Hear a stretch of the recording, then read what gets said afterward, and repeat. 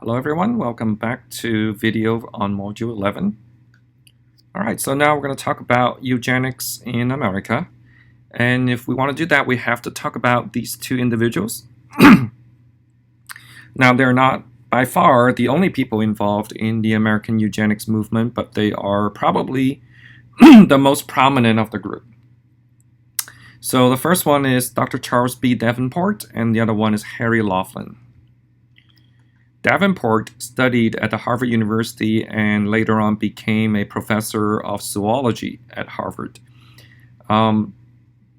He pivoted away from his work in zoology from two different developments. One was the discovery of Mendel's work in the early 1900s, got him interested in inheritance and genetics.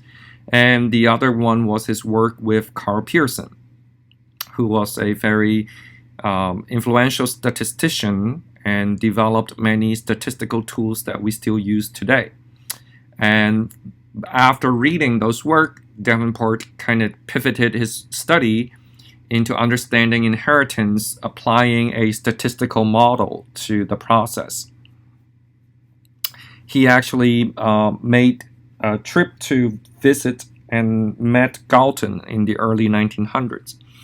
In 1910, Davenport established the Eugenics Records Office, ERO, while he was the director for Cold Spring Harbor Laboratory. And that is a private research institution in New York City, in New York. In the mid to late 30s, the Nazi regime rose to power in Germany, and Davenport consulted with them on the benefits of eugenics. And one of Davenport's main concern when he was running the Eugenics Records Office was the prevention of miscegenation. So that is the marriages between people of different races. Laughlin was a high school teacher and a principal before he started working in sociology, and he made contact with Davenport. And when Davenport established the Eugenics Records Office, Laughlin was made the director for that office, and basically the entire time from its start in 1910 all the way till when the office closed in 1939. Laughlin's main contribution in the American eugenics movement is his push for compulsory sterilization laws and for immigration regulation laws. The Nazi regime passed what they called the Law for Prevention of Hereditary Disease Offspring, based on the anti-immigration law that Laughlin helped draft in the United States. So let's take a look. So the early eugenics movement in the U.S. started in the early 1900s, pretty much catalyzed by the formation of the Eugenics Records Office by Laughlin and Davenport. They were engaged in several types of activities. One of them was to promote the science of genetics with regards to heritable traits. They also encouraged positive eugenics through activities like fitter family competitions. We'll get to that in a second. They also promote negative eugenics policy, such as forced sterilization, anti-miscegenation, and also opposition to immigration of certain groups. So let's take a look through their list of activities. Here's a display that they would take to various events like the World Fair or the State Fair, County Fair. So they would take these information to these public events as a way to educate the public. And so here's a placket that's explaining the benefits and also the ill effects of certain types of marriages. So here it says pure married to pure produce a great outcome, right? And then abnormal people marrying abnormal people will create undesirable outcome. And then if you look down here, tainted plus pure, right, will cause the production of impure and tainted outcome. And so it was accompanied by one of these slogans, which is, how long are we Americans to be so careful for the pedigree of our pigs and chickens and cattle, and then leave the ancestry of our children to chance or to blind sentiment? So here they're advocating for a curation for your procreation, so that you pick the parents of children, the parents of our future generation, with the same care as we pick breeding stocks for animals, right? If we care about the quality of our chickens and our pigs and our cattle, then should we not also care the same for our children, the next generation? Here's another display using guinea pigs as examples. So yes, these are mounted guinea pigs bodies. Yes, they are displaying the effects of breeding. Here obviously the pure white kind of guinea pig versus the pure black kind of guinea pig, and they're showing the variations of coat color that you could get from these breeding. Note that is actually not what happens. You don't get that kind of coat pattern just from breeding white and black guinea pigs. But that was the display that they made to illustrate a point that scientifically that display is wrong. That doesn't change the fact that they were using it to illustrate the peril of race mixing. Here's another placard that has these flashing lights on the board. Here on the up here it says every 15 seconds 100 of your money, $100 of your money goes towards the care of persons who have who are insane, feeble-minded criminals, or with other defects. So every 15 seconds, $100 of our money is going towards to support the lives of those people. And then down here, this light flashes every 16 seconds. Every 16 seconds, one person is born in the United States, right? And then this light, right, flashes every 7.5 minutes. Every 7.5 minutes, a high-grade person is born in the United States, and they will have the ability to do creative work and be fit for leadership. So essentially they're saying, every 16 seconds a person is born, but only every 7.5 minutes would a great person be born. In other words, most of the people who are born are not great, right? We get that, right? And the tagline here is, some people are born to be a burden on the rest. Okay, and then similar types of display were found all over the country. Here's a very similar display where lights are blinking at different rates to indicate the frequency of events happening, right? Here's one for immigration. This light flashes every 50 seconds. Every 50 seconds, a person is committed to join the United States. Right, so this is different ways of showing the concept that some people in society are destined to be great. Most people in society are destined to be a burden. And the underlying message is we need to do something about this, right? We need to help our society by promoting these great people and controlling these not very good people.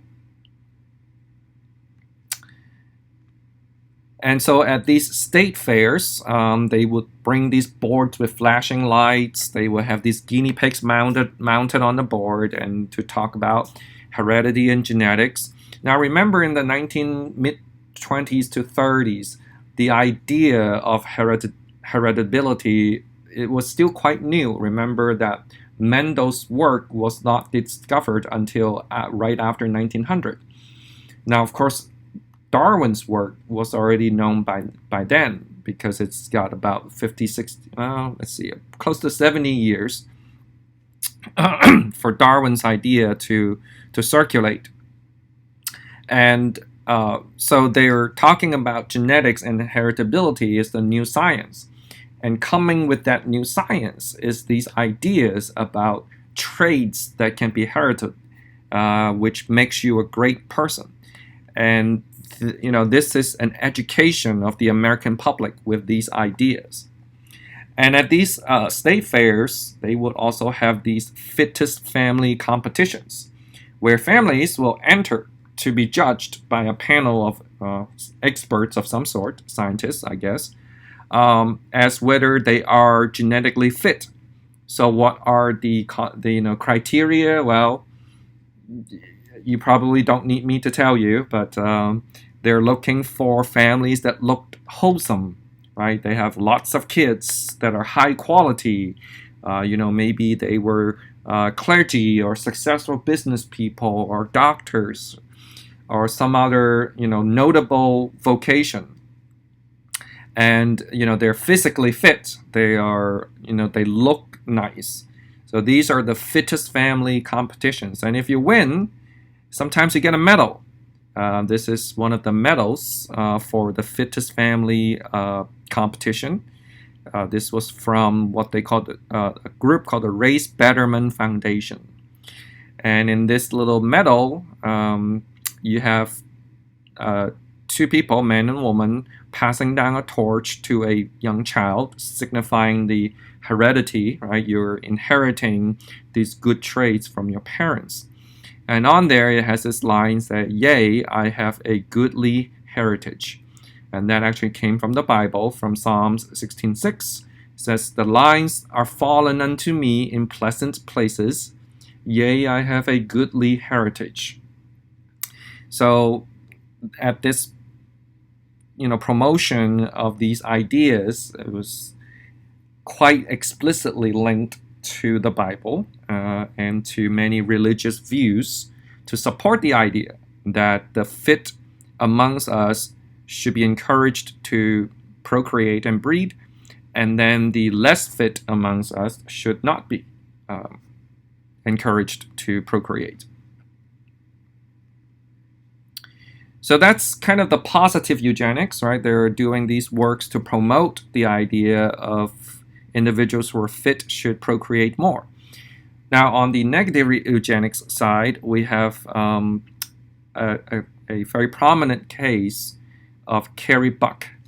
Here's a picture of Carrie. Carrie is on the left, and this is her mother, Emma. And this was taken in 1924. Carrie Buck was committed to the Virginia State Colony of Epileptics and Feeble-Minded at age 18. She was committed by her foster family, and her foster family claimed that Carrie was feeble-minded and they could not properly care for her any longer. Carrie's mother, Emma, was also deemed to be feeble-minded, and she was also institutionalized, which was one of the reasons why Carrie was in foster care. Carrie's mother was also had a record of prostitution, so that added to the conclusion that Emma has severe moral defects, moral and intellectual defects. Carrie was pregnant at the time when she was committed, and then she gave birth to her daughter called Vivian. According to the institution, Vivian was also feeble-minded. And that's going to be important as we look at later on the outcome. So when the institution petitioned the state of Virginia to sterilize Carrie, basically to forcibly remove Carrie's ability to procreate further, it was petitioned under the law given to the state by this eugenics law that was passed in 1924. That particular law in Virginia was modeled after a law that Laughlin had drafted. It wasn't the first in the country. The first one actually, what was the state? I'm blanking on this.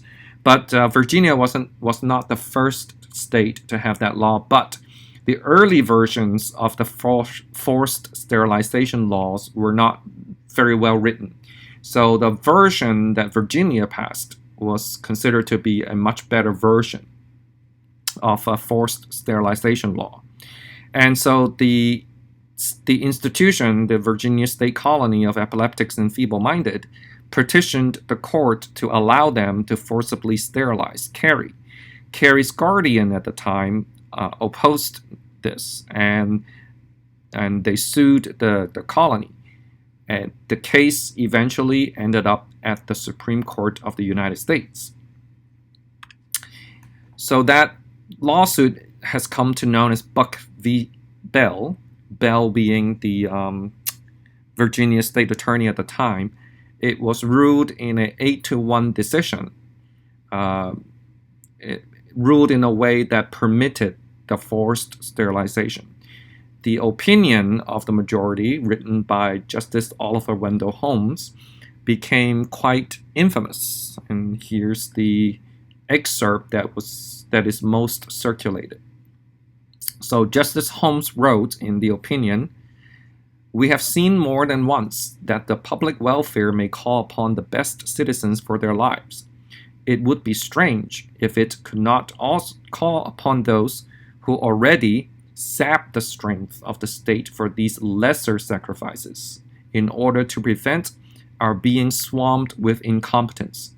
It is better for the world if instead of waiting to execute degenerate offspring for crime or to let them starve for their imbecility, society can prevent those who are manifestly unfit from continuing their kind.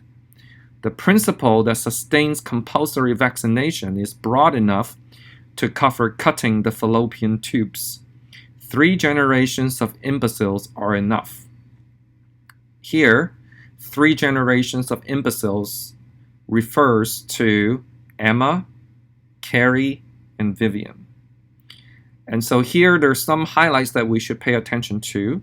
Well, first of all is the idea that if we do not stop these unfit people from procreating, the eventual outcome would be to execute the degenerate offsprings for crime or to let them starve for their imbecility. Right? So those are the options. Either we stop them from procreating, or their offspring are going to be criminals, or they're going to be so incompetent they would starve to death. So it's more merciful to forcibly sterilize these people now so we don't have to deal with the negative consequences later.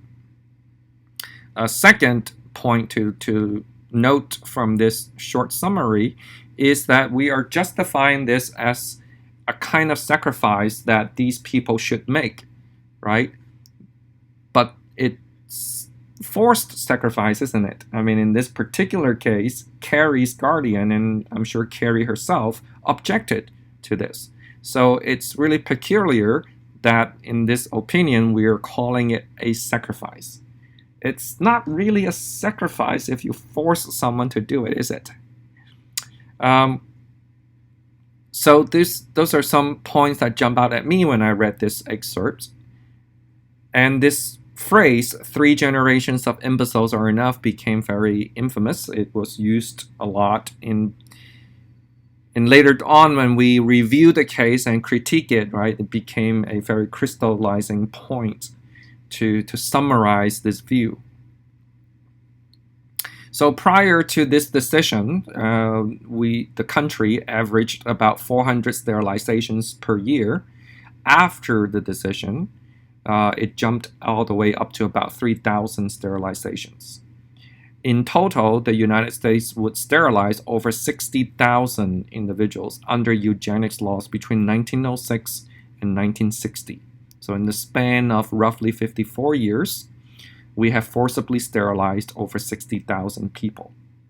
And then later on, from 1960 to 1970, we estimate about 80,000 sterilization. We estimate because not every state maintained records of these events. Not every state defined the action as forced sterilization. Not every state, especially prisons and mental institutions, did not keep records.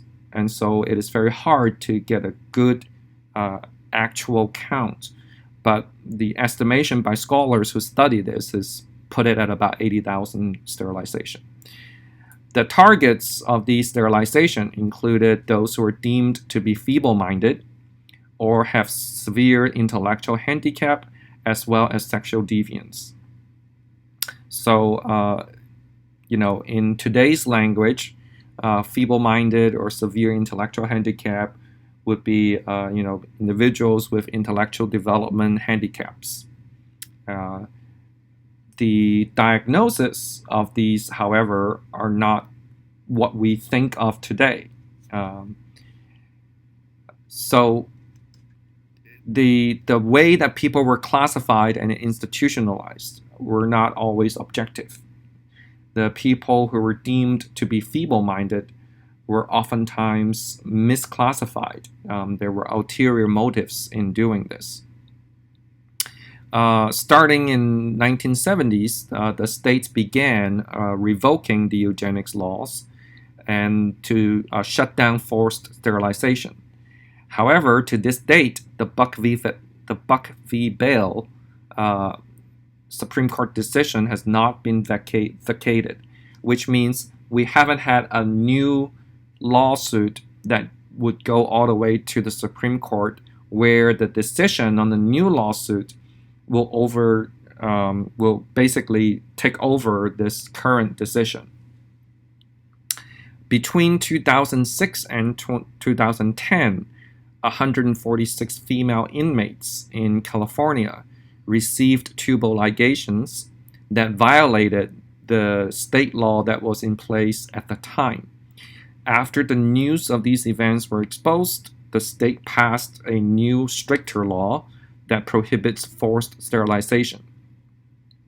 So from one of the articles reporting on it, it says, the physician responsible for many of these operations blithely explained they would save the state a great deal of money compared to what you save in welfare paying for these unwanted children as they procreated more.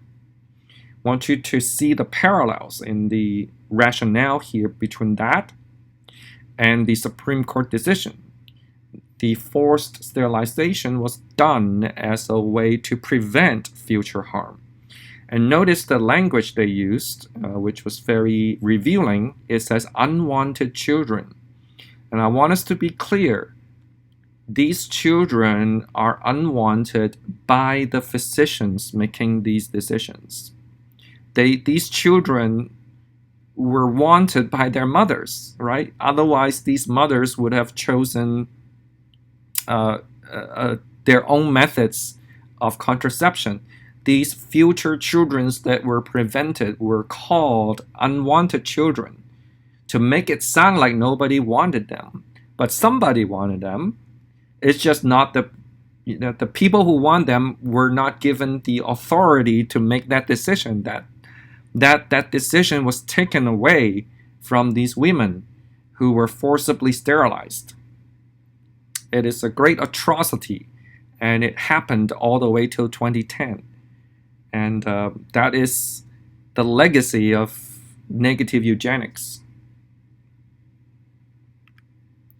So in 1985, there was an investigator who was interested in this case, a scholar, and he revisited the Carrie Buck case, and he discovered many interesting things. For example, Vivian was not feeble-minded at all. In fact, Vivian attended elementary school, and she was placed on honors roll for 2 years.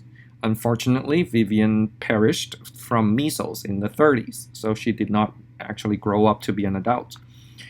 The same researcher also unearthed evidence to suggest that Carrie was raped by the stepson of the foster parents, and the reason why the foster family committed Carrie to the institution was to cover up the crime. And so Vivian then, right, was not a progeny as a result of Vivian's loose moral character as defined at the time. it was actually most likely the product of rape. And so the family committed Carrie to the institution, and as a result, Carrie was forcibly sterilized so that she would never had another chance to carry a child of her own on her own terms.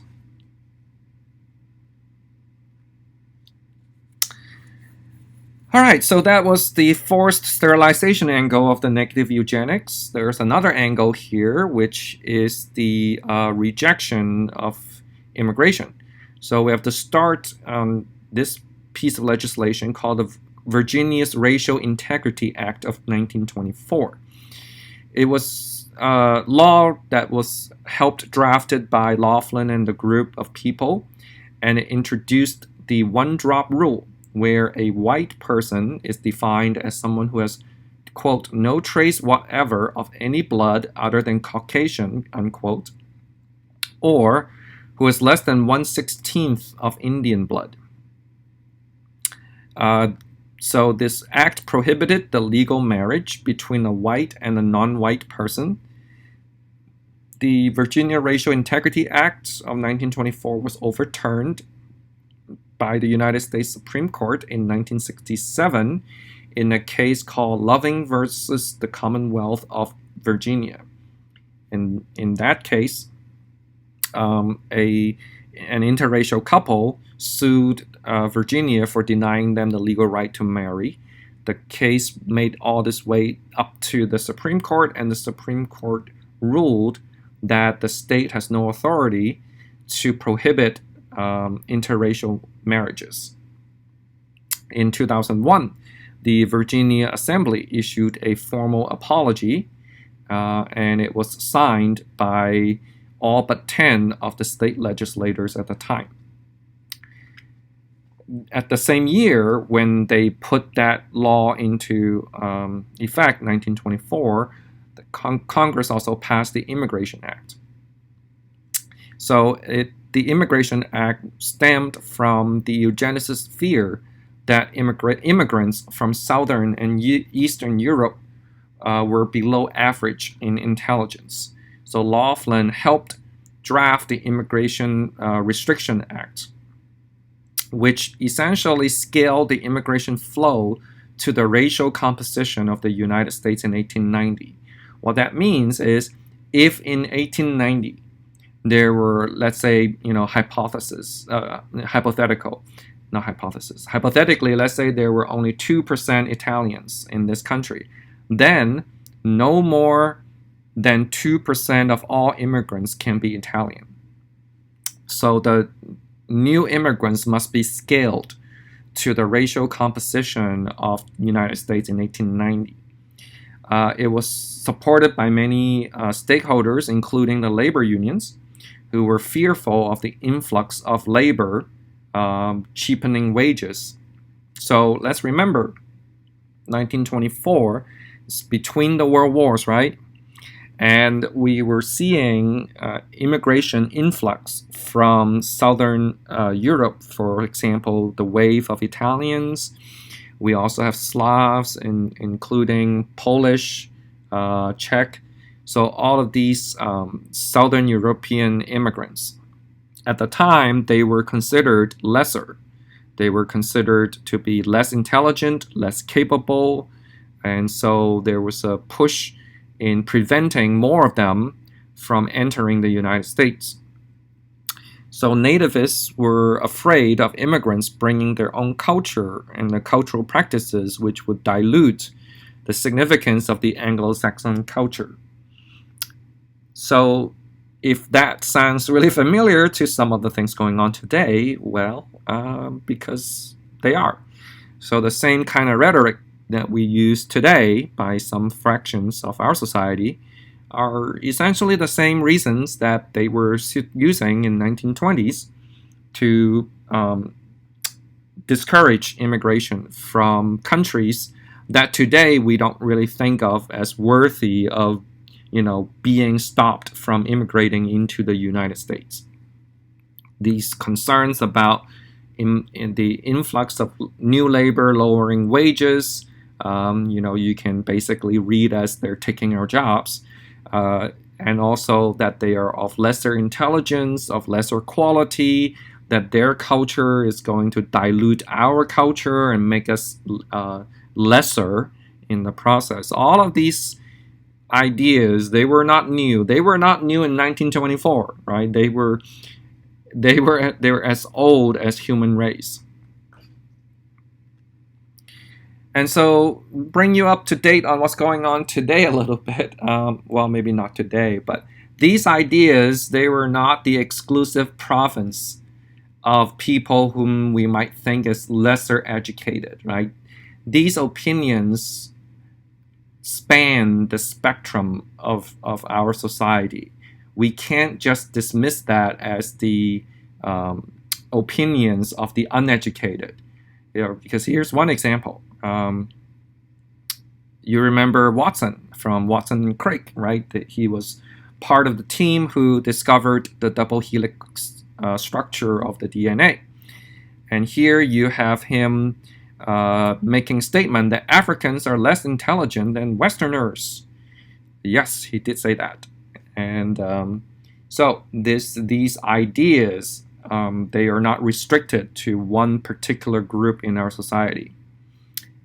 He later on went on to double down on the relation between intelligence and race.